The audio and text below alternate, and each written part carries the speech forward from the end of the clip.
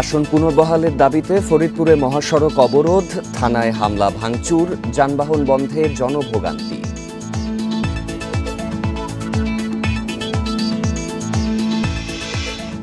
রাজশাহী বিশ্ববিদ্যালয়ে হল সংসদের ৪২ জন বিনা প্রতিদ্বন্দ্বিতায় জয়ী, জমজমাট প্রচার চলছে রাকসু নির্বাচনে।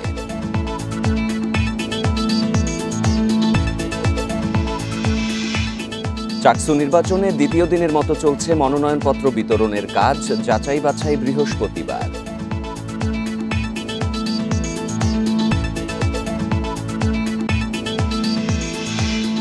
লালমনিরহাটে তিস্তার পানি বেড়ে প্লাবিত নিচু এলাকা, পানিবন্দী ৫,০০০ পরিবার, তলিয়েছে ফসলি জমি।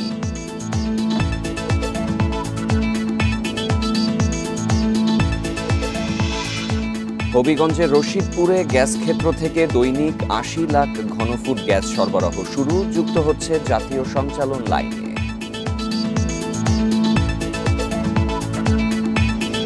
সমগ্র বাংলাদেশে শিরোনাম শুনছিলেন, পুরো খবর নিয়ে আছি শাফাতুল ফরিদ।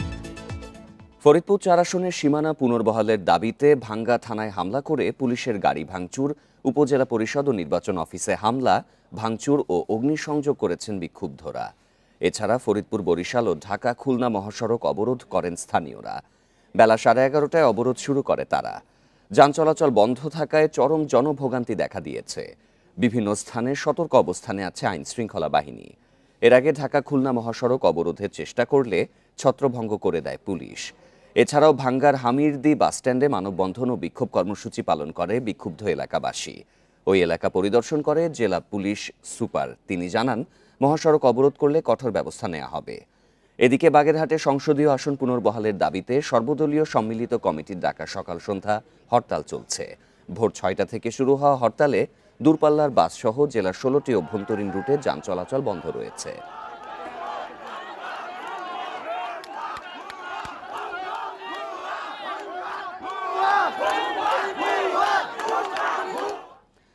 ফরিদপুর ৪ আসনের সীমানা পুনর্বহালের দাবিতে ফরিদপুর বরিশাল মহাসড়ক অবরোধ করেছে স্থানীয়রা। এ নিয়ে বিস্তারিত জানাতে ফরিদপুরে যাব, সেখানে আছেন সহকর্মী SM মাসুদুর রহমান। মাসুদুর, গতকালকে তো স্বরাষ্ট্র উপদেষ্টা ঘোষণা দিয়েছিলেন যে কোনো ধরনের অপ্রীতিকর পরিস্থিতিতে কঠোর ব্যবস্থা নেওয়া হবে। তারপরও তো আজকে হরতালের পর দ্বিতীয় দিনের মতো এই সংঘাত চলছে। তো সেখানকার পরিস্থিতি কি দেখা যাচ্ছে? জনভোগান্তি কেমন?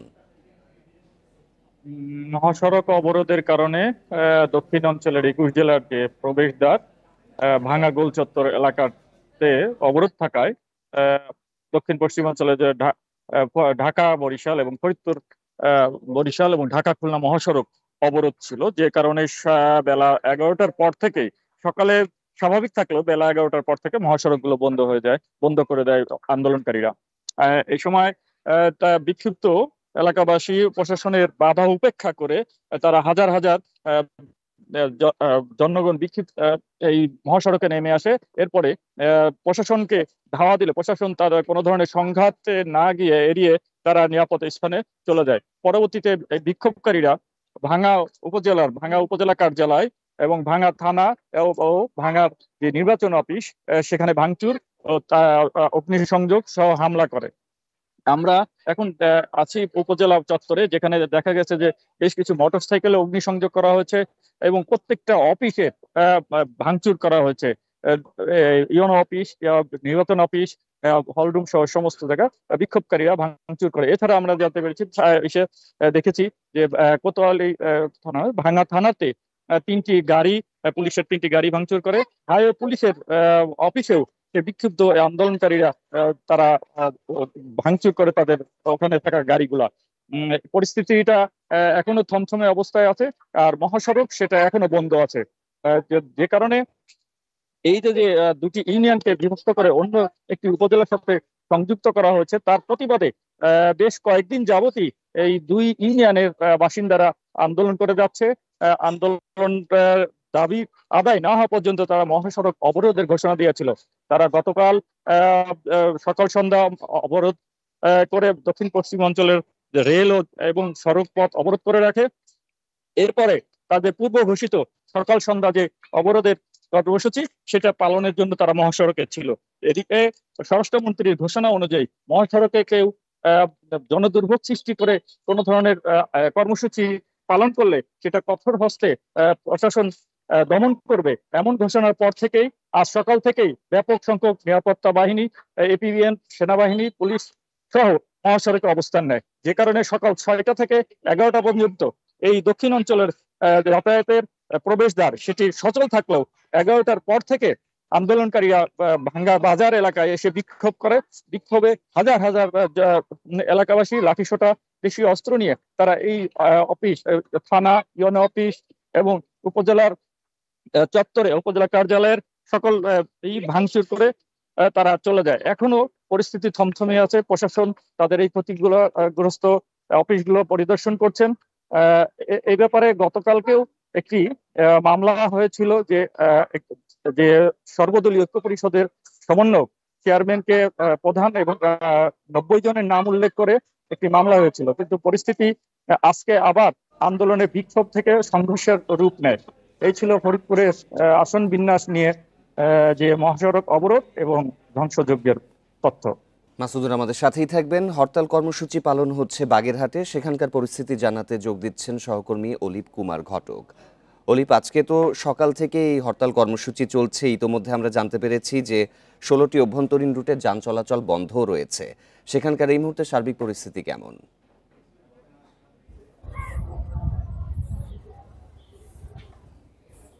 আপনি জানেন, বাগেরহাটের 4টি সংসদীয় আসন পুনর্বহালের দাবিতে গত বৃহস্পতিবারে যে 4 দিনের কর্মসূচি দেওয়া হয়েছিল, সেই কর্মসূচির কিন্তু আজকে দ্বিতীয় দিন হরতাল, বলতে পরপর 3 দিন হরতাল। আজকে হচ্ছে প্রথম দিন, সকাল সন্ধ্যা হরতাল। সেই হরতাল কিন্তু এখন চলছে, এখন 4টার বেশি বাজে। আজকের পরিস্থিতি যদি বলি, আপনার কিন্তু বাগেরহাটে আপনার স্বাভাবিক জীবনযাত্রা কিন্তু স্বাভাবিক ছিল, কেননা আপনার এখানে অন্য যে যানবাহন, বলতে ছোট ছোট যে যানবাহন, সেই যানবাহন কিন্তু চলাচল করেছে। তার মানে হচ্ছে আপনার বাগেরহাটের সার্বিক জনভোগান্তি যেটা, সেই জনভোগান্তি কিন্তু আজকে ছিল না। আপনাকে একটি বিষয় জানিয়ে রাখতে চাই, আমরা কিছু আগে সাংবাদিকদের সাথে কথা বলেছেন বাগেরহাটের সর্বদলীয় সম্মিলিত কমিটির কো-কনভেনর এম এ সালাম। তিনি কিছু আগে সাংবাদিকদের বলেছেন যে যেহেতু আসন্ন শারদীয় দুর্গোৎসব রয়েছে, সেই দুর্গোৎসবে যাতে শান্তিপূর্ণভাবে তারা এই উৎসব পালন করতে পারে, তাদের স্বার্থে তারা আজকে জরুরি একটা সভা করেছে।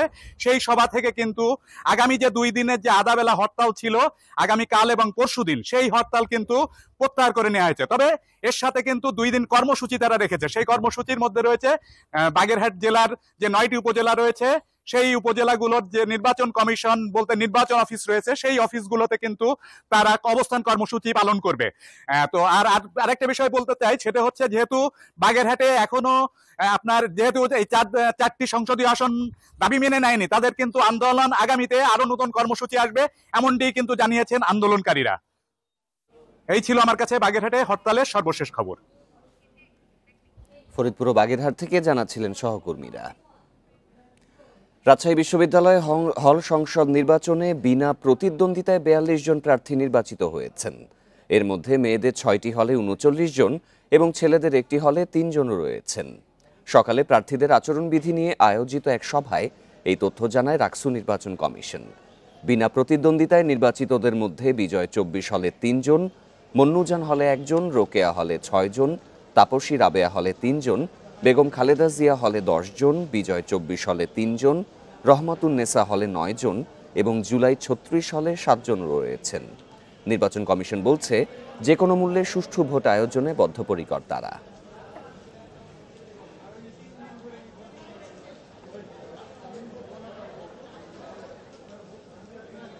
29 জন কার্যকরী সংসদে বিনা প্রতিদ্বন্দ্বিতায় নির্বাচিত হয়েছেন। আর যে নির্বাহী সদস্য, বিভিন্ন সংসদের সেই নির্বাহী সদস্য 4টি হলে মোট 13 জন বিনা প্রতিদ্বন্দ্বিতায় নির্বাচিত হয়েছেন। রাজশাহী বিশ্ববিদ্যালয় কেন্দ্রীয় ছাত্র সংসদ রাকসু নির্বাচনের জমজমাট প্রচারণা চলছে। তবে প্রচারণা শুরুতেই বিভিন্ন ছাত্র সংগঠনের প্রার্থীর বিরুদ্ধে নির্বাচনী আচরণবিধি ভঙ্গের অভিযোগ করেছেন স্বতন্ত্র প্রার্থীরা। সবাইকে আচরণবিধি মেনে প্রচারণা চালানোর আহ্বান জানিয়েছে নির্বাচন কমিশন। রাকসু নির্বাচনের চূড়ান্ত প্রার্থী তালিকা ঘোষণার পরই আনুষ্ঠানিক প্রচারণায় জমজমাট রাজশাহী বিশ্ববিদ্যালয় ক্যাম্পাস। বিভিন্ন স্থানে ভোটারদের সাথে শুভেচ্ছা বিনিময়, ভোট প্রার্থনা আর নানা প্রতিশ্রুতি দিচ্ছেন প্রার্থীরা। তবে প্রচারণার শুরুতেই প্রতিদ্বন্দ্বী প্রার্থীদের বিপক্ষে অভিযোগের তীর ছুটছেন অনেকেই। প্যানেলের ব্যক্তিরা আসলে আগে থেকে প্রচারণা চালাচ্ছে, কেউ হয়তো বা কি পার্টি করছে, হলে হলে গিয়ে কিছু বিতরণ করছে, সেই বিষয়ে আসলে শঙ্কিত আমরা। আমাদের বিভিন্ন আচরণবিধি যে লঙ্ঘন হচ্ছে, আপনি যেমন দেখেন প্রতিটা হলে হলে আতর দিতেছে এক গোষ্ঠী খাবার খাওয়াইতেছে, এক গোষ্ঠী দেখি পানির ফিল্টার দিতেছে। রাকসুতে পূর্ণাঙ্গ প্যানেল দেওয়া ছাত্রদল ও ছাত্র শিবিরের প্রার্থীরাও অভিযোগ আনছেন পরস্পরের বিরুদ্ধে। হলে হলে যে আতর, বিরিয়ানি এবং হলে হলে খাসির মাংস খাওয়ানোর যে একটা পদ্ধতি আমরা একটা নির্দিষ্ট একটা গোষ্ঠীর কাছে দেখতে পাচ্ছি, বিশ্ববিদ্যালয়ের শিক্ষার্থীরা আমরা আশা করি সেই জায়গায় তারা সচেতন দৃষ্টিকোণ থেকেই দেখবে এবং শিক্ষার্থীরা ব্যালটের মাধ্যমে তাদের যোগ্য নেতৃত্ব বাছাই করে নিবে বলে বিশ্বাস করি। এই যে নির্বাচনকে বিলম্বিত করার যে প্রচেষ্টা ছাত্রদল শুরু থেকেই নিচ্ছে, এখন এসে তারা আবার দাবি করছে যে ম্যানুয়ালি ভোট গণনা করতে হবে। তো এগুলা হচ্ছে ভোটকে বিলম্ব করার একটা প্রচেষ্টা এবং ভোটকে ইঞ্জিনিয়ারিং করার, কারচুপি করার একটা চেষ্টা মাত্র। নির্বাচন কমিশন বলছে আচরণবিধি মেনে চলার বিষয়ে শক্ত অবস্থানে থাকবেন তারা। অভিযোগ প্রদান করার জন্য আমাদের একটা নির্ধারিত টিম গঠন করা হয়েছে। তারা সেই টিমের কাছে অভিযোগ প্রদান করবে এবং লিখিতভাবে অভিযোগ করবে। সেই টিম তারা পর্যালোচনা করবে অভিযোগ সত্য কিনা। অভিযোগ সত্য হলে তাদেরকে আমাদের নির্ধারিত যে বিধান আছে সেই বিধানের আওতায় এনে তাদেরকে যথাযোগ্য শাস্তির ব্যবস্থা করবে। রাকসু নির্বাচনে ভিপি পদে 18 জন, জিএস পদে 13 জন সহ 23টি পদে মোট 248 জন প্রতিদ্বন্দ্বিতা করছেন। Ahsan Habib, Apu, Independent News, Rajshahi. রাকসু নির্বাচনে জমজমাট প্রচারণা চলছে, এ নিয়ে জানাতে রাজশাহী বিশ্ববিদ্যালয় থেকে যোগ দিচ্ছেন সহকর্মী মুস্তাফিজুর রহমান।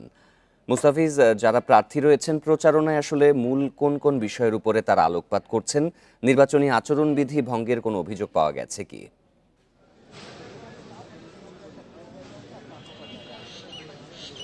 দেখুন, আজকে সকাল থেকেই আমরা দেখেছিলাম রাজশাহী বিশ্ববিদ্যালয়ের বিভিন্ন কেন্দ্রে এবং বিশেষ করে আবাসিক হলগুলো থেকে শুরু করে বিভিন্ন যে ডিপার্টমেন্ট রয়েছে প্রত্যেকটিতেই যে প্রার্থীরা রয়েছেন তারা তাদের প্রচারণা চালিয়েছেন এবং এখন পর্যন্ত চলছে।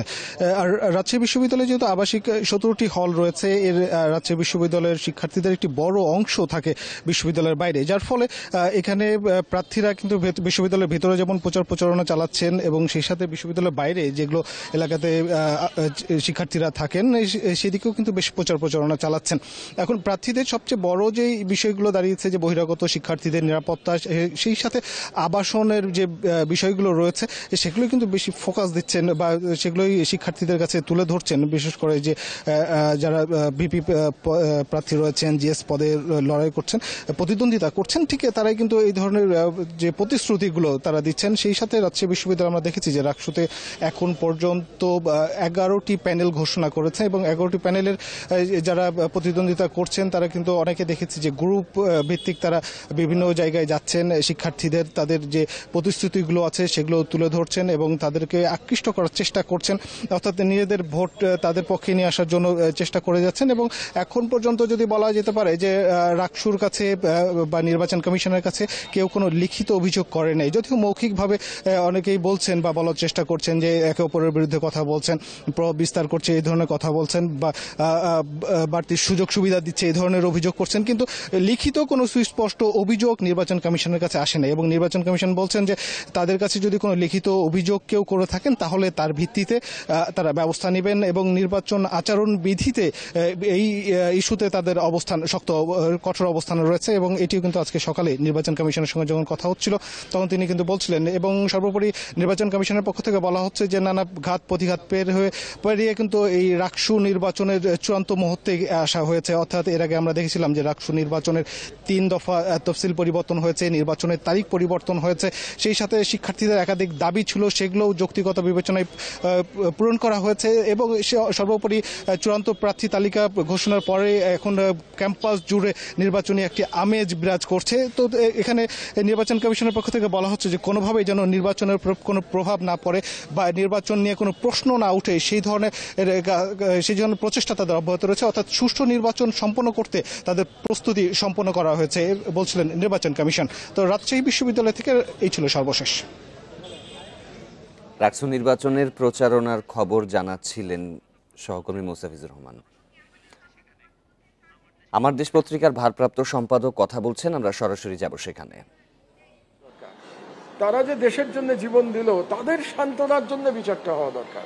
কিন্তু আবারও বলি আমি, ন্যায় বিচার হওয়া দরকার। আমরা যেন আবার ন্যায় বিচারের নামে ফাঁসি চাই স্লোগান শুরু না করি। এই ফাঁসি চাই স্লোগানের মাধ্যমে বাংলাদেশে ফ্যাসিবাদের প্রতিষ্ঠা পেয়েছিল। আমরা যেন ওই ভুল না করি। আমরা যেন সকলে বলি যে আমরা ন্যায় বিচার চাই, এবং আমরা যেন বলি আর কখনো কোনো ফ্যাসিবাদ বাংলাদেশে ফিরে আসতে না পারে। এবং যদি না ফিরে আসে, এবং এটা যদি আমরা নিশ্চিত করতে চাই, তাহলে অবশ্যই আমাদেরকে ন্যায় বিচার করতে হবে। ন্যায় বিচার যদি আপনি কোয়ালিশন অফ পিয়ার্স বই উদ্ধৃতি করেছেন, জি, সেখানে কি বলতে চেয়েছিলেন?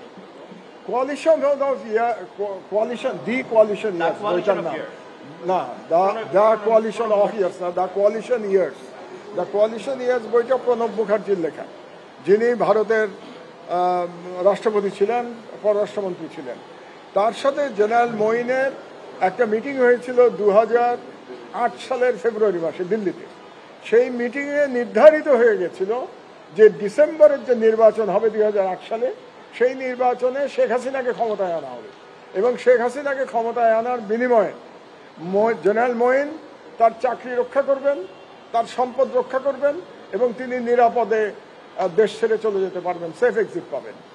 তার মানে আমি যে বলতে চেয়েছি যে ফ্যাসিবাদটা অটোমেটিক তৈরি হয় নাই, ফ্যাসিবাদটা পরিকল্পিতভাবে বাংলাদেশে তৈরি করা হয়েছিল, এবং এই পরিকল্পনার পিছনে ভারত সরকার এবং বাংলাদেশের তৎকালীন সেনাপ্রধানের সরাসরি যোগাযোগ ছিল। স্যার, শেখ হাসিনার ফ্যাসিস্ট হয়ে ওঠার পেছনে অনেকগুলো অর্গানের কথা আপনি বলেছেন, বিচার বিভাগ, রাজনীতিবিদ, কাদেরকে বললেন, এবং এই ফ্যাসিস্ট হয়ে ওঠার পেছনের কারা ভূমিকা? স্যার, ওটার সাথে একটু সাপ্লিমেন্ট করি। সাবেক 3 প্রধান বিচারপতি, সাবেক 5 সাবেক আইজিপি, সাবেক 3 সেনা প্রধান, সবাইকে মোটামুটি মোটা থেকে আপনি বিশাল সাবেক 3 নির্বাচন কমিশনার, এত বিস্তৃত পরিসরে এতজনের বিরুদ্ধে যে অভিযোগ নিয়ে এসেছেন, এটা কি আসলে ইন্ডিয়া এটাকে ফ্যাসিলিটেট করছে? বিষয়টা আসলে এখানে ইন্ডিয়া কি আসামি আর সুযোগ আছে?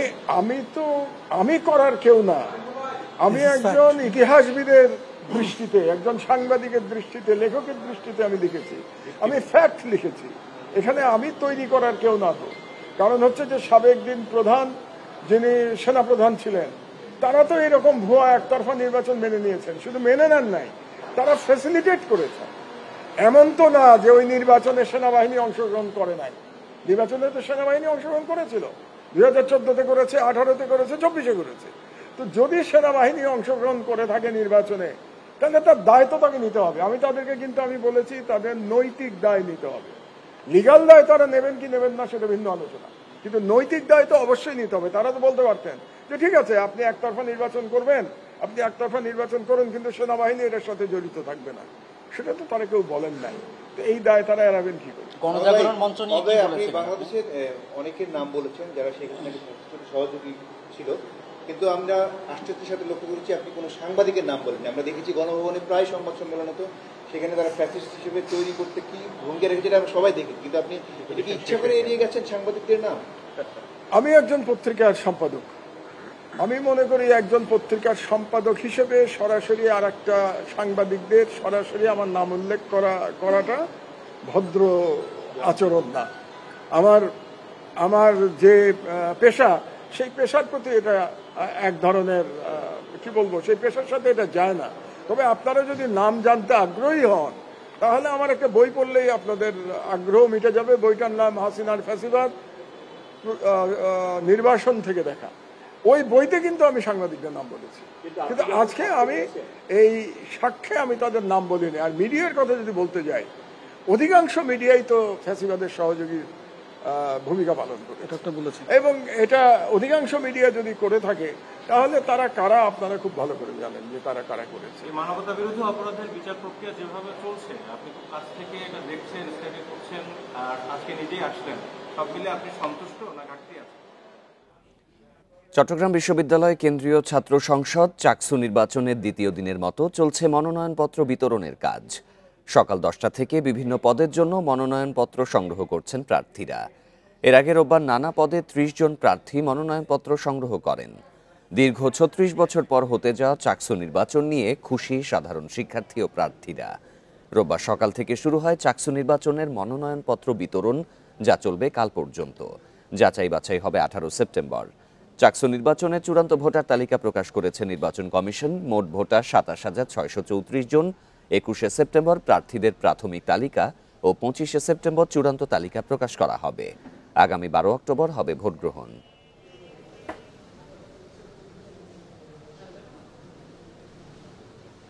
ছত্রিশ বছর পর একটা চাকরি এসেছে। আমাদের স্টুডেন্টরা হচ্ছে আমরা আমাদের বয়সটা রেস করার মতো সবার জন্য কাজ করার জন্য যে সুযোগটা সেটা সৃষ্টি হয়েছে। স্টুডেন্টদের প্রতিনিধি হয়ে তাদের কাছে তাদের সহযোগিতা নিয়ে আমি প্রশাসনের কাছে জিনিসগুলো তুলে ধরাই মূলত আমি কার্যকরী পদের জন্য নিজেকে বেছে নিয়েছি। আরও জানাতে চট্টগ্রাম বিশ্ববিদ্যালয় থেকে যোগ দিচ্ছেন সহকর্মী আহসান রিটন। রিটন, যেহেতু দীর্ঘ 36 বছর পর আবার চাকসু নির্বাচন হচ্ছে, তো মনোনয়ন প্রত্যাশী যারা রয়েছেন তাদের সাড়া কেমন দেখা যাচ্ছে? দেখুন, আজকে সকাল থেকে টিপটিপ বৃষ্টি ছিল এবং সে কারণে আমরা দেখেছি চট্টগ্রাম বিশ্ববিদ্যালয়ে আমার পেছনে যে চাকসু ভবন রয়েছে সেই চাকসু ভবনের 2 তলায় মূলত মনোনয়ন ফর্ম বিতরণ করা হচ্ছে। গতকালকে সকাল 9টার পর থেকে গতকালের মতো ফর্মগুলো জমা বিতরণ করা হয়েছে। আজকে সকাল 9:30 থেকে কিছুক্ষণ আগ পর্যন্ত আসলে সেই ফর্মগুলো বিতরণ করা হয়েছিল। আমরা আসলে দেখেছি যেহেতু যারা এই মুহূর্তে চট্টগ্রাম বিশ্ববিদ্যালয়ের শিক্ষার্থী তারা অনেকেই আসলে চাকসু নির্বাচন দেখেননি, ফলে যারা সাধারণ শিক্ষার্থী রয়েছেন পাশাপাশি যারা মনোনয়নপত্র নিয়েছেন তাদের মধ্যে সবার মধ্যে এক ধরনের খুশি ঝিলিক আমরা দেখেছি। সবাই বেশ উৎফুল্ল চিত্তেই চট্টগ্রাম বিশ্ববিদ্যালয়ের চাকসু ক্যাম্পাসে এসেছেন এবং এখন পর্যন্ত 91 জন প্রার্থী, নানা পদে প্রার্থী, তারা আসলে তাদের মনোনয়নপত্র গ্রহণ করেছেন। এবং আমরা যেটি আগে বলে এসেছি, গতকাল থেকে যেটা বলে এসেছিলাম সেটি হচ্ছে আসলে এই যে 36 বছর পর চট্টগ্রাম বিশ্ববিদ্যালয় কেন্দ্রীয় ছাত্র সংসদ চাকসুর যে নির্বাচন, এটিকে ঘিরে আসলে এক ধরনের উল্লাস, এক ধরনের উচ্ছ্বাস কয়েকদিন ধরে আসলে বিরাজ করছে। আপনি দেখতে পাচ্ছেন এই মুহূর্তে কয়েকজন মনোনয়ন প্রত্যাশী তারা তাদের ফর্ম নিয়ে চাকসু ভবনের নিচে এসছেন এবং তারা তাদের উল্লাস প্রকাশ করছেন। আমরা সকাল থেকে যে সমস্ত প্রার্থী ফর্ম নিয়েছেন তাদের সাথে কথা বলেছি। তারা বলছেন যে চট্টগ্রাম বিশ্ববিদ্যালয়ের যে সমস্ত হল থেকে যারা মনোনয়নপত্র নিয়েছেন তারা বলছেন যে চট্টগ্রাম বিশ্ববিদ্যালয়ের যে সমস্ত হল যুগের পর যুগ আসলে অবহেলিত অবস্থায় আছে সেগুলোর নড়বড়ে অবস্থা, পাশাপাশি তাদের আবাসন, যে সমস্ত শিক্ষার্থী এখনো পর্যন্ত আবাসনের আওতায় আনেনি তাদেরকে আবাসনের আওতায় আনা সহ নানা রকমের প্রতিশ্রুতি তারা দিয়ে যাচ্ছেন এবং তারা মনে করছেন সবার অংশগ্রহণে একটি সুষ্ঠু নির্বাচন তারা আগামী 12 অক্টোবর তারা দেখবেন। পাশাপাশি আমরা একটু বলি যে আসলে এই যে নির্বাচন, এটি নিয়ে আসলে শিবিরের যারা রয়েছেন তাদের মধ্যে এক ধরনের অভিযোগ রয়েছে। তারা যেটি বলছেন সেটি হচ্ছে চট্টগ্রাম বিশ্ববিদ্যালয় প্রশাসন এবং নির্বাচন কমিশন তারা আসলে দীর্ঘদিন ধরে যেহেতু এখানে বিএনপির পক্ষের শিক্ষক বেশি সঙ্গত কারণে এক ধরনের পক্ষপাত দুষ্ট তাদেরকে তার কাছে মনে হয়েছে এবং পাশাপাশি বিএনপি এবং অন্যান্য যে সমস্ত সংগঠনগুলো আছে তারা আসলে প্রক্টোরিয়াল বোর্ডের যে কার্যক্রম গত কয়েকদিন ধরে চলছে সেটিকে আসলে তারা খুব ভালোভাবে নিতে পারছে না। তারা বলছেন যে আসলে এখানে যে সুষ্ঠু নির্বাচনের প্রত্যাশায় তারা এতদিন পর্যন্ত ছিলেন সেটি বোধহয় শেষ পর্যন্ত হচ্ছে না, কারণ তারা বলছেন যে প্রশাসনের নানা জায়গায় যারা আছেন তারা নানাভাবে বিভিন্ন মহলের একতরফা সমর্থন দিয়ে আসছে। সঙ্গত কারণে যে কাঙ্ক্ষিত নির্বাচন সবার সংযোগে গ্রহণযোগ্য একটি নির্বাচন সেটি হওয়াটা কিছুটা প্রশ্নবোধক বলে তারা মনে করছেন এবং সেই কারণে যারা চট্টগ্রাম বিশ্ববিদ্যালয় প্রশাসন এবং সবার কাছে উদাত্ত আহ্বান জানিয়েছে যাতে সবার অংশগ্রহণে একটি সুন্দর নির্বাচন হয়, কোনো রকমের পক্ষপাত দোষী যাতে কেউ দুষ্ট না হয় সেই বিষয় থেকে সরে এসে সবাইকে একটা সুন্দর নির্বাচন উপহার দেওয়ার জন্য আহ্বান জানিয়েছেন। আপনি জানেন যে আজকে আর পর আগামীকালকে মনোনয়নপত্র বিতরণ করা হবে। এরপরে নানা ধাপ পেরিয়ে আগামী 12 অক্টোবর চট্টগ্রাম বিশ্ববিদ্যালয়ে যে কাঙ্ক্ষিত যে নির্বাচন সেটি অনুষ্ঠিত হবে। সেখানে প্রায় 27,000-এর মতো শিক্ষার্থী অংশ নেবেন। যদি সবকিছু ঠিকঠাক থাকে তাহলে হয়তো আগামী 12 অক্টোবর যে কাঙ্ক্ষিত নির্বাচন সেটি অনুষ্ঠিত হবে। তো এই হচ্ছে চট্টগ্রাম বিশ্ববিদ্যালয় থেকে আমার কাছে মনোনয়নপত্র বিতরণের বিষয়ে এখন পর্যন্ত সর্বশেষ। চাকসু নির্বাচনে মনোনয়নপত্র সংগ্রহের খবর জানাচ্ছিলেন সহকর্মী আহসান রিটন। লালমনিরহাটে তিস্তা নদীর পানি বেড়ে নিচু এলাকা প্লাবিত, তলিয়েছে হাতিবান্ধা, আদি তমারি ও সদর উপজেলার 12টি গ্রাম। পানিবন্দী 5,000-এর বেশি পরিবার। ডুবে গেছে আমন ধানের বীজতলা ও ফসলি জমি। বন্যা পরিস্থিতি এড়াতে তিস্তা ব্যারেজে ৪৪টি জলকপাট খুলে দিয়েছে পানি উন্নয়ন বোর্ড। পাহাড়ি ঢল ও ভারী বর্ষণে লালমনিরহাটে তিস্তার পানি তীর ছাপিয়ে ঢুকে পড়েছে নিচু এলাকায়। হাতীবান্ধা উপজেলার ১২টি গ্রামের নিচু এলাকার হাজারো মানুষ পানিবন্দী। রাস্তাঘাট তলিয়ে যাওয়ায় ব্যাহত হচ্ছে যান চলাচল। ডুবে গেছে ফসলি জমি ও শাকসবজির ক্ষেত। বাড়িঘরে পানি ওঠায় রাস্তায় আশ্রয় নিয়েছেন দুর্গতরা। দেখা দিয়েছে খাবার ও বিশুদ্ধ পানির সংকট। পানি বাড়ি থেকে বেড়ায় না, বাড়ি ঘর দর ভাসি গেছে, কেমন করে থাকি। বন্যার পানির কারণে এই যে আমাদের আবাদি জমির ফসলগুলো এলে সব পানিতে মনে করেন যে তলে আছে। গরু ছাগল নিয়ে খুব অসুবিধার মধ্যে আছি, কখন যে পানি যাইবে খবর পাচ্ছি না। আদিতমারিতে দুর্গতদের সহায়তার জন্য তালিকা তৈরি করতে জনপ্রতিনিধিদের নির্দেশ দিয়েছে উপজেলা প্রশাসন। আশা করি পানি খুব বেশি বৃদ্ধি পাবে না। বন্যার আমরা মনে করি যে বন্যার এরকম কোনো আশঙ্কা নেই। তা সত্ত্বেও আমাদের পূর্ণ প্রস্তুতি আছে। যদি পানি খুব বেশি হয় তখন আমরা তাদেরকে আশ্রয় কেন্দ্র এবং পরবর্তী ত্রাণ সহ অন্যান্য ব্যবস্থা করতে পারবো। এদিকে ভাঙন দেখা দিলে দ্রুত ব্যবস্থা নেওয়ার আশ্বাস পানি উন্নয়ন বোর্ডের। পানি নামার সাথে সাথে কোথাও যদি আমাদের ভাঙন অধিক প্রবণ আকার ধারণ করে তাহলে আমরা ঊর্ধ্বতন দপ্তরের অনুমতি সাপেক্ষে জিও ব্যাগ বালি ভর্তি করে ভাঙন প্রশমন করার চেষ্টা করব। এবছর ৩ দফা বন্যার কবলে পড়ে লালমনিরহাট। এতে অন্তত ৩৭১ হেক্টর রোপা আমনের ক্ষতি হয়েছে। Independent news. এ নিয়ে আরও জানাতে লালমনিরহাট থেকে যোগ দিচ্ছেন সহকর্মী মাহফুজ রহমান। মাহফুজ, জলকপাট খুলে দেওয়ার পর এলাকার বন্যা পরিস্থিতির কোনো উন্নতি হয়েছে কিনা, নতুন করে কোনো এলাকা প্লাবিত হয়েছে কি?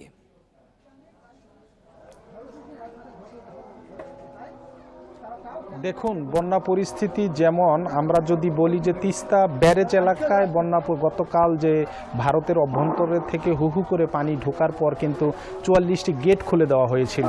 তারপর সেখানকার যে পানি, সে পানিগুলো কিন্তু অতি মাত্রায় কিন্তু নিম্ন অঞ্চলে প্রবেশ করতে থাকে। আমরা ভাটি অঞ্চলে দেখেছি যে ভাটি অঞ্চলের যে নিম্নাঞ্চলগুলো আছে সেই নিম্নাঞ্চলগুলোতে পানি ঢুকে এবং নিম্ন অঞ্চলের প্রায় কয়েক হাজার পরিবার কিন্তু পানিবন্দী হয়ে পড়ে। আমরা তখন দেখেছি যে সেই পরিবারগুলো কিন্তু বেশ অতি কষ্টে দিনাতিপাত করছে। আমরা সকাল থেকে এখানে এসে দেখেছি যে সাধারণ মানুষের যে বসত বাড়িগুলো সেগুলো কিন্তু পানিতে অনেকটা পানি প্রবেশ করেছে এবং তারা বেশ মানবতর জীবনযাপন করছে। আমি এই মুহূর্তে রয়েছি আদিতমারি উপজেলার একটি বসত বাড়ি এলাকায়। সেই বসত বাড়িতে আমি দেখেছি যে এখানে এসে তাদের বসত ভিটায় পানি উঠেছে এবং তারা রান্না বান্না করতে পারছেন না, পশু পাখিগুলো নিয়ে বিপাকে রয়েছেন এবং তাদের বেশ কষ্টে দৈনন্দিন কার্যক্রম চলছে। আমরা এ বিষয়ে কথা বলেছিলাম লালমনিরহাট জেলা প্রশাসক এইচ.এম. রকিব হায়দার। তিনি বলছেন যে তিনি ইউনো উপজেলা নির্বাহী কর্মকর্তা যারা আছেন তাদেরকে কিন্তু তিনি নির্দেশ দিয়েছেন এবং তালিকা করা হচ্ছে। তবে আমরা তিস্তা ব্যারেজ এলাকায় এই যে আজকে যে দুপুর বিকাল ৩টায় যে আপডেট পানি, সেখানে কিন্তু পানি কমে গেছে। বিপদ সীমা থেকে পানি নেমে কিন্তু বিপদ সীমার 11 সেন্টিমিটার নিচ দিয়ে প্রবাহিত হচ্ছে, যেটি আজকে ভোরে কিন্তু বিপদ সীমার ৩ সেন্টিমিটার উপর দিয়ে প্রবাহিত হচ্ছিল। তবে সেখানে পানি কমলেও কিন্তু ভাটিতে যে অঞ্চলগুলো আছে সেই অঞ্চলগুলোতে এখনো পানি কমেনি, এখনো দুর্ভোগ কমেনি। পানি কিন্তু স্থায়ীভাবে থাকার কারণে কিন্তু তাদের দুর্ভোগ বেড়েই চলছে। আমি এখানে এসে দেখেছি যে আজকে যে কয়েকটি বিদ্যালয় দেখেছি, যে নিম্ন অঞ্চলের যে বিদ্যালয় আছে সেই বিদ্যালয়গুলোতে আমি দেখেছি যে আজকে কিন্তু শিক্ষা কার্যক্রম সেখানে সম্ভব হয়নি। পাশাপাশি তারা কিন্তু তাদের ছাত্রছাত্রীদেরকে আজকে বাড়িতে পাঠিয়ে দিয়েছেন এবং সেখানে আমরা কথা বলেছি বেশ কয়েকটি বিদ্যালয়ের শিক্ষার্থীদের সাথে, তারাও বলছেন যে শিক্ষার্থীর উপস্থিতি ছিল না। আমরা সাধারণ কৃষকদের সাথে কথা বলেছি, তারা আজকে যেটি বলছেন যে তাদের অভিযোগের সূত্রে এখন পর্যন্ত বেলা গড়িয়ে গেলেও জেলা প্রশাসন এবং উপজেলা প্রশাসনের পক্ষ থেকে কোনো ধরনের ত্রাণ তৎপরতা চালানো হয়নি। তবে তারা বলছেন যে এখন পর্যন্ত তারা ত্রাণ পাননি এবং তাদের এটুকু যদি বলি যে উজানে আপনি আরো তথ্য সংগ্রহ করতে থাকুন, পরিস্থিতি যত তাড়াতাড়ি স্বাভাবিক হোক এটাই সকলের প্রত্যাশা। হবিগঞ্জের রশিদপুর গ্যাস ক্ষেত্রে ৩ নম্বর কূপ থেকে জাতীয় সঞ্চালন লাইনে দৈনিক ৮০ লাখ ঘনফুট গ্যাস সরবরাহ শুরু হয়েছে। রোববার রাতে কূপটিতে আনুষ্ঠানিকভাবে গ্যাস উত্তোলন শুরু হয়, আর সকাল থেকে জাতীয় গ্রিডে গ্যাস সরবরাহ শুরু হয় বলে জানিয়েছে কর্তৃপক্ষ। সিলেট গ্যাস ফিল্ডস লিমিটেড ও বাপেক্স যৌথভাবে কূপটির সংস্কার কাজ শেষ করেছে। 10 বছরে এখান থেকে প্রায় 25.55 বিলিয়ন ঘনফুট গ্যাস উত্তোলন সম্ভব হবে বলে জানিয়েছেন সংশ্লিষ্টরা। গ্যাসের উপজাতি হিসেবে কনডেনসেটও পাওয়া যাবে। বর্তমানে রশিদপুর গ্যাস ক্ষেত্রের 11টি কূপের মধ্যে 7টি থেকে প্রতিদিন গড়ে 62 মিলিয়ন ঘনফুট গ্যাস জাতীয় গ্রিডে সরবরাহ হচ্ছে বলে জানিয়েছে কর্তৃপক্ষ।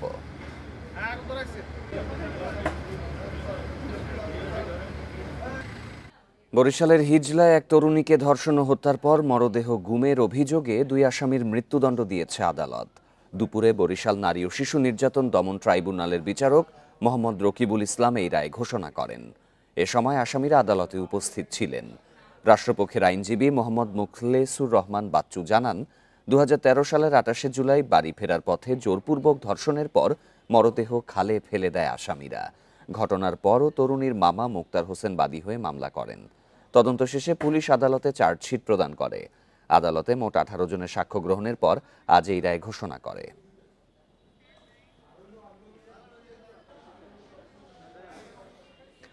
চট্টগ্রামের দোহাজারীতে বাসের ধাক্কায় সিএনজি অটোরিকশার 2 যাত্রী নিহত হয়েছেন, আহত অন্তত 8 জন। দুপুরে দোহাজারী পৌরসভার দেওয়ানহাট এলাকায় এই দুর্ঘটনা ঘটে। পুলিশ জানায়, দোহাজারী থেকে চিকিৎসা শেষে সিএনজি করে বাড়ি ফিরছিলেন ফাতেমা বেগম ও তার ছেলের বউ শামীমা আক্তার। এ সময় বিপরীত দিক থেকে ঈগল পরিবহনের একটি বাস সিএনজিকে ধাক্কা দেয়। এতে ঘটনাস্থলেই ফাতেমা বেগম ও শামীমা আক্তার নিহত হন। পুলিশ খবর পেয়ে আহতদের বিভিন্ন হাসপাতালে ভর্তি করে। আহতদের মধ্যে বেশ কয়েকজনের অবস্থা আশঙ্কাজনক বলে জানিয়েছে চিকিৎসক।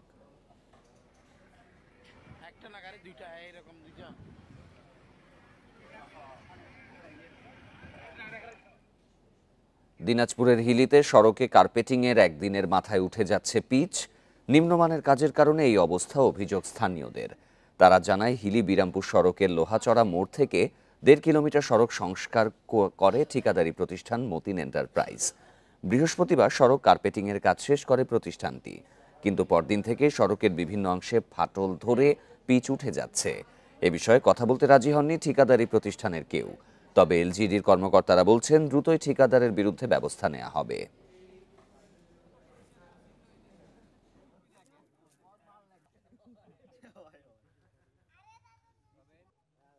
কালকে রাস্তা করে দিয়ে চলে গেছে, আমরা আজকে আসতে দেখি রাস্তা চড়া ধরে ধরে উড়ে যাচ্ছে। ঠিকাদার যে কাজ করছে তার পুনরায় বাতিল করতে চাই আমরা। যদি কোনো সমস্যা হয় তাহলে তো রেকটিফাই করবোই, আর রেকটিফাই যখনই করবো তখন তো ঠিকাদারের বিপক্ষে চলে গেল, কারণ ঠিকাদারের পানিশমেন্ট তো হয়েই গেল। ঠিক আছে, তাহলে এটা তো মানে রেকটিফাই না করা পর্যন্ত তো আমরা ঠিকাদারকে পরবর্তী কোনো অ্যাকশনে যাব না, বিল বলেন যে কোনো বলেন। নরসিংদীর রায়পুরায় এক ব্যবসায়ীকে কুপিয়ে হত্যা করেছে দুর্বৃত্তরা। বৃহস্পতিবার রাত 11টার দিকে উপজেলার আরিয়াল খাঁ নদের তীরে এই ঘটনা ঘটে। স্বজনেরা জানায়, ব্যবসায়ী মানিক মিয়া দোকান বন্ধ করে বাড়ি ফিরছিলেন। পথে তাকে কুপিয়ে হত্যা করে আরিয়াল খাঁ নদের পাড়ে ফেলে যাওয়া হয়। পরে খবর পেয়ে মরদেহ উদ্ধার করে ময়নাতদন্তের জন্য মর্গে পাঠায়।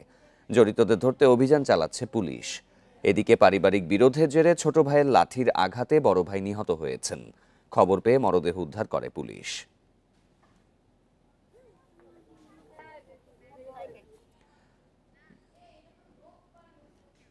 নেত্রকোনার কেন্দুয়ায় নারী পাচারের অভিযোগে চীনা নাগরিক সহ 2 জনকে আটক করেছে পুলিশ। উদ্ধার করা হয় 3 তরুণীকে। আটককৃতরা হলেন চীনা নাগরিক লি ইউহাও, তার সহযোগী মোহাম্মদ ফরিদুল ইসলাম। সোমবার সকালে কেন্দুয়া পৌর শহরের কমলপুর এলাকা থেকে তাদেরকে আটক করে থানায় দেয় এলাকাবাসী। পরে পুলিশ অভিযান চালিয়ে 3 তরুণীকে উদ্ধার করে। মানব পাচার অপরাধের অভিযোগে মামলা দায়েরের প্রক্রিয়া চলছে। পরে এই মামলায় তাদেরকে গ্রেপ্তার দেখানো হবে।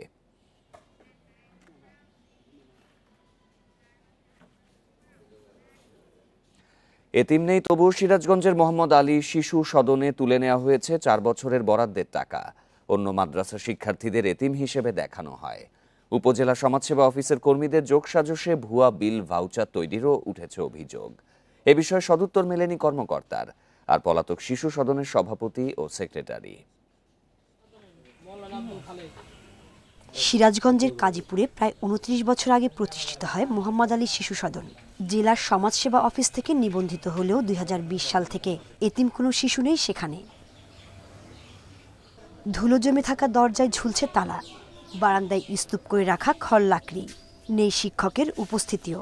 কিন্তু প্রতারণার মাধ্যমে বরাদ্দের টাকা তুলে নেন সদনটির কর্তা ব্যক্তিরা। স্থানীয়রা জানান, 2022 সাল থেকে মোহাম্মদ আলী শিশু সদন এতিমখানার সরকারি বরাদ্দ বন্ধ থাকে। পরে পাশের গ্রামের নুরানি ফুরকানিয়া মাদ্রাসার শিক্ষার্থীদের নিয়ে এসে এই সদনের এতিম হিসেবে দেখানো হয়। এরপর গত বছর ডিসেম্বরে একসাথে 3 অর্থ বছরের বরাদ্দের 13,20,000 টাকা তুলে নেওয়া হয়। সভাপতি জহুরুল ইসলাম এবং সাধারণ সম্পাদক আব্দুল খালেক গা ঢাকা দেয় তাদের সাথে যোগাযোগ করা যায়নি। এতিমখানার ছাত্রও নাই, মানে শিক্ষকও নাই, এরা ভুয়া হিসাবে টাকাগুলো উঠাইছে। অফিসারটা জড়িত না থাকলে টাকা তো কবে তুলবো, তাকেও কিছু পার্সেন্ট দিছে দিয়ে 14 লক্ষ টাকা। উপজেলার সমাজসেবা কর্মকর্তার দাবি শিশু সদন পরিদর্শন করে টাকা দেয়া হয়েছে, তবে 3 অর্থ বছরে কেন বরাদ্দ বন্ধ ছিল সে বিষয়ে সদুত্তর মেলেনি। সহকারী সমাজসেবা অফিসার, আমার ফিল্ড কর্মী সবাইকে নিয়ে কিন্তু আমি ওই এতিমখানাটা দেখতে যাই কিন্তু তাদেরকে কিন্তু আমি এতিম পাই এবং তাদেরকে আমার কাছে ছবিও আছে, আমি যখন ভিজিটে যাই এতিমদের দেখার পরে কিন্তু আমরা উপজেলা কমিটি মিটিং করে তারপরে কিন্তু তাদেরকে দিই। এই বিষয়ে বিস্তারিত খতিয়ে দেখতে উপজেলা প্রশাসন ও জেলার সমাজসেবা কার্যালয়ের পক্ষ থেকে 2টি তদন্ত কমিটি গঠন করা হয়। Independent news.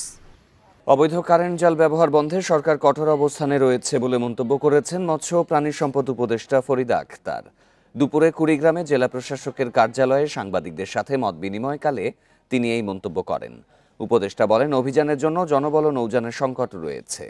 অভিযান সফল করতে নৌযান সংকট দূর করতে হবে। তিনি বলেন, এবছর জাটকা নিধনের ফলে ইলিশের উৎপাদন কিছুটা কমে গেছে। এর আগে জেলা মৎস্য কর্মকর্তা, জেলা প্রাণী সম্পদ কর্মকর্তা ও বেসরকারি সংস্থার প্রতিনিধিদের সাথে মত বিনিময় করেন ফরিদা আক্তার। চাঁদপুরের ফরিদগঞ্জে একটি বাজারের দোকান ও গোডাউন থেকে 92 বস্তা সরকারি চাল উদ্ধার করেছে প্রশাসন। এ সময় এক ব্যবসায়ীকে 3 মাসের কারাদণ্ড ও একজনকে 30,000 টাকা জরিমানা করা হয়। গোপন তথ্যের ভিত্তিতে রোববার রাতে দরিদ্র ও দুস্থদের জন্য বরাদ্দকৃত সরকারি চাল উদ্ধারে গোবিন্দপুর দক্ষিণ ইউনিয়নের গোয়ালভাওর বাজারে অভিযান চালায় ভ্রাম্যমাণ আদালত। এ সময় ব্যবসায়ী ওয়ালিউল্লাহর দোকান ও গোডাউন থেকে এসব চাল উদ্ধার করা হয়। এ সময় ওয়ালিউল্লাহ ছেলে সাইফুল ইসলামকে 3 মাসের কারাদণ্ড ও সোহেল ব্যাপারীকে 30,000 টাকা জরিমানা করে। তবে ওয়ালিউল্লাহর দাবি, এসব চাল সুবিধাভোগীরাই তার কাছে বিক্রি করেছেন। গোপন সংবাদের ভিত্তিতে জানতে পারলাম গোয়ালভাওর বাজারে কিছু সরকারি চাল আছে। সরকারি চাল সেখানে গেলাম, সেখানে গিয়ে দেখলাম আমাদের সরকারি বস্তা, মিনিস্ট্রি অফ ফুড লেখা, এই চাল আমরা সেখান থেকে জব্দ করে নিয়ে আসি। পদ্মা সেতুতে চালু হয়েছে আধুনিক ননস্টপ ইলেকট্রনিক টোল কালেকশন বা ইটিসি সিস্টেম। এর মাধ্যমে নির্ধারিত লেনে গাড়ি থামানো ছাড়াই স্বয়ংক্রিয়ভাবে টোল পরিশোধ করে সেতু পার হওয়া যাবে। দুপুরে লাইভ পাইলটিং আকারে এই কার্যক্রম চালু করা হয়। সড়ক পরিবহন ও সেতু মন্ত্রণালয় এক বিজ্ঞপ্তিতে জানায়, ইটিসি পদ্ধতি চালু করতে ট্রাস্ট ব্যাংকের ট্যাপ অ্যাপের মাধ্যমে ডিটোল অপশনে গাড়ির রেজিস্ট্রেশন ও রিচার্জ করতে হবে। এরপর পদ্মা সেতুর RFID বুথে প্রথমবার RFID ট্যাগ চেক ও রেজিস্ট্রেশন করতে হবে। প্রক্রিয়া সম্পন্ন হলে নিবন্ধিত গাড়িটি 30 কিলোমিটার গতিতে ইটিসি লেন ব্যবহার করে সেতুতে প্রবেশ করতে পারবে। এ সময় স্বয়ংক্রিয়ভাবে ব্যবহারকারীর অ্যাকাউন্ট থেকে নির্ধারিত টোল কেটে নেওয়া হবে। ভবিষ্যতে অন্যান্য অ্যাপের মাধ্যমেও এই সেবা দিতে কাজ করছে তথ্য ও যোগাযোগ প্রযুক্তি বিভাগ। এই ছিল সমগ্র বাংলাদেশে আমন্ত্রণ পরের আয়োজনে।